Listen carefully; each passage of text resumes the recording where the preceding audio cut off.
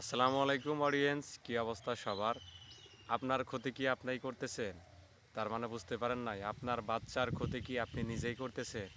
চলেন এই ভিডিওতে থাকছে আপনার বাচ্চাকে আপনি কি খাওয়াচ্ছেন। সাধারণত বাচ্চারা তো একটু বাহানা করবেই। বাচ্চারা তো আর বুঝতে পারতেছে না যে কোনটি ভালো আর কোনটি খারাপ। তারা তো শুধু দেখতেছে চোখে যেটা কালারফুল সেটাই তাদের লাগবে। জিনিসগুলা খাওয়ানোর আগে ডেটটা অবশ্যই চেক দিবেন। আপনি অবশ্যই খেয়াল করছেন কিনা বলতে পারলাম না। এই পণ্যগুলার বেশিরভাগই ডেট থাকে না, কত মাস যাচ্ছে কত মাস চলতেছে, মানে বেশিরভাগেরই কোনো ডেট নেই। এটি তো মানে কি বের হয়েছে, এগুলা হচ্ছে সাধারণত রাবার জাতীয়।